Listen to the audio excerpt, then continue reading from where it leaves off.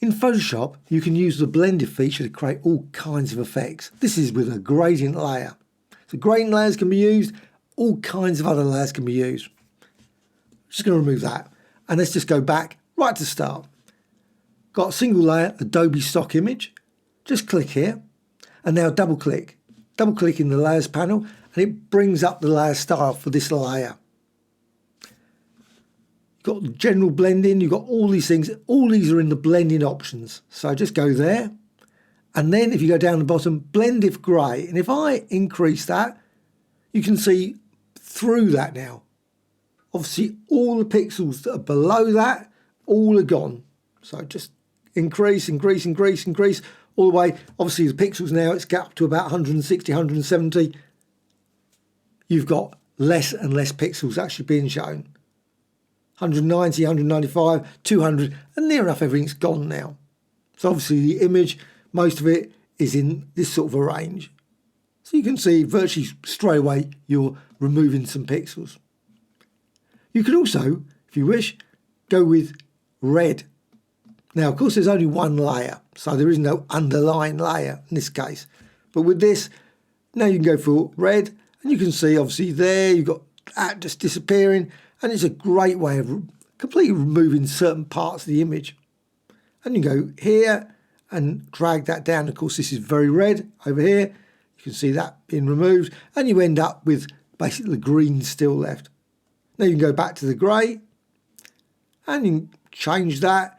And you can see, so you can combine them. So you go back to the red.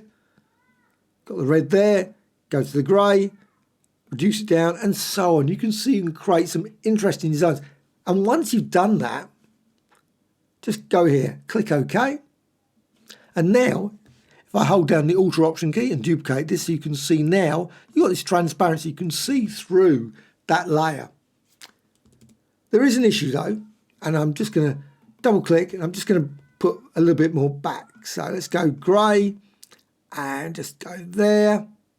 Maybe put it about there. Click OK. You can add layer styles, or so you'd think at this point. You think, oh, I can add transparency, I get drop shadow. Go to Effects, Bevel Emboss, and you can see what happens. It ignores it. Totally ignores it. Also, drop shadow. Again, it completely ignores it. Well, one way around that, a really good way, is to go and use Layer Smart Objects.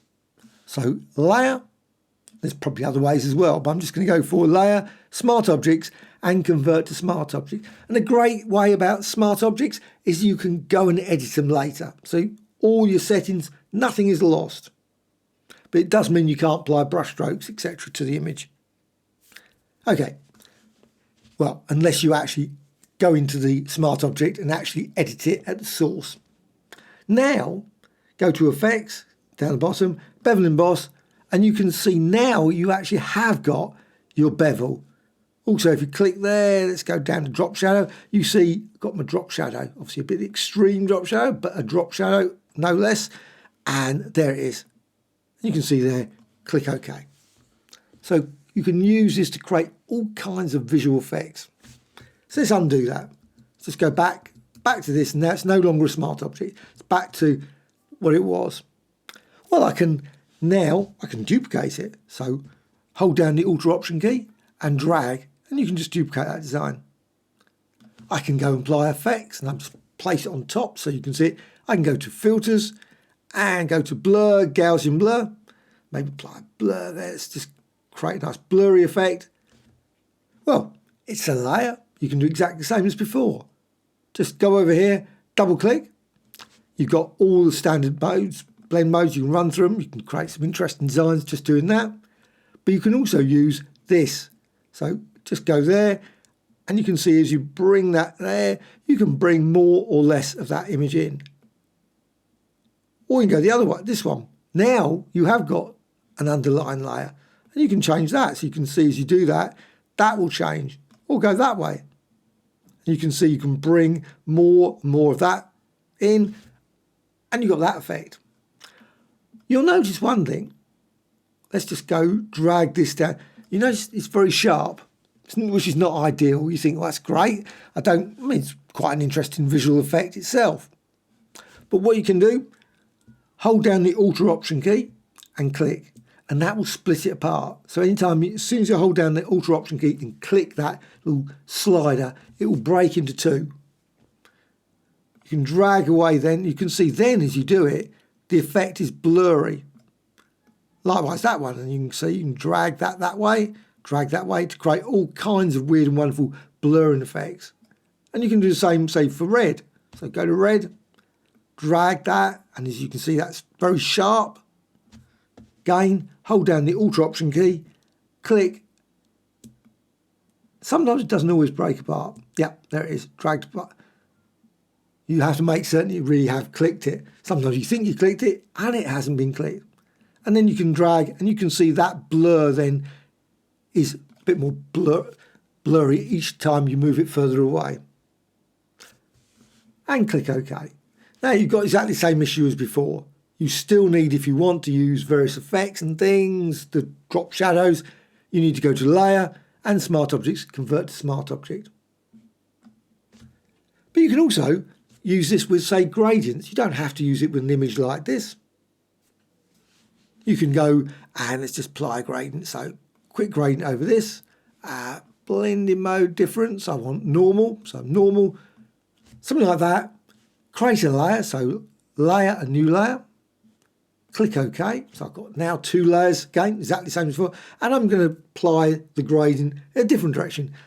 I'm using a classic gradient, not using the fill layers. But with that, I can now do exactly the same. Again, go over here, double click, brings up all the various options. Go down here, and you can see as I move this, and you can see more or less of the image comes in. And you can go the other way as well. So drag that there, and you can see you can achieve something like that.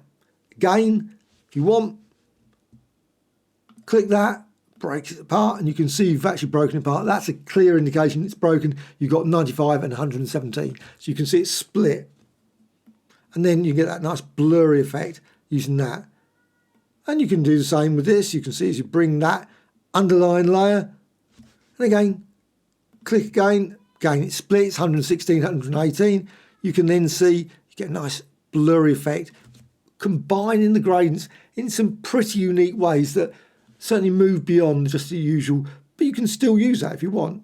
You can go to, say, darken, so you can still use blend modes, but you've also got the blend if, and also you can go extend it even further with red, and again, click there, break it apart, and create a nice blurry effect with that red part of the gradient, and click OK. You can see achieve some very nice effects there. Let's just go back to that image again. You can use adjustment layers as well. That's another one. So you go to Layer, and you can go down here, New Adjustment Layer, and down here to, you can use any of them, but I'm just going to go black and white. That's my usual one in tutorials. Black and white stands out really clear. You've got a lovely black and white image there. You can modify the properties. You've got the properties, you can tweak those, yellows, reds, to create a very intense black and white. But what you can also do, exactly the same, go to layers, and now they can't click particularly easy. Let's just click there, it just brings up properties, which is not so ideal. You think, oh, well, how do I do that? Well, you can go here, layer, and down here to layer style, and you've got blending options. Just bring it up that way. I don't know why you can't access it in the other panel, but you can't. Doesn't seem to work that way.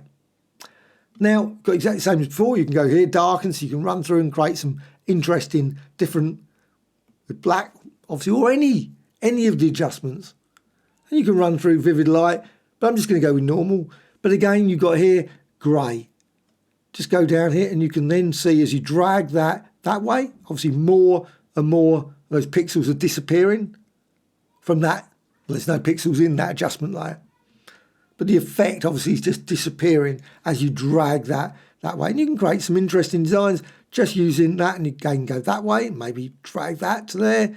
So you can create a lovely effect there with the obviously the red of the lips. And again, you've got red, so you can go here and just drag that and so on. You can see you can tweak it, and that again is for all the adjustments. Underline. Now you can do the same there. You can bring in there. You've got that lovely green coming in there, and so on. Maybe drag that the other way. You can make a very intense green dress appear in that black and white image. And click OK. So you've got that. Of course, you can manipulate it further. You can also go to layer and flatten image, so it's all flattened into a single image. But also, as before, when I started the whole video, if I just go back to that, but layer and new fill layer and gradient. Let's just go for the final one, click OK, and I'm just going to go for a gradient. So here's a gradient, got the gradient design. I'm going to go for radial. You can go for any, of course. Move it around, reposition it. You can do all kinds of things, but it's just a layer as before. And as a layer, again, you have to go over here, layer, layer style, and blending options. Blending options, just do the exact same. Just change that, and you can see as you drag that, you get more or less, and you can create some nice, interesting ring designs using this.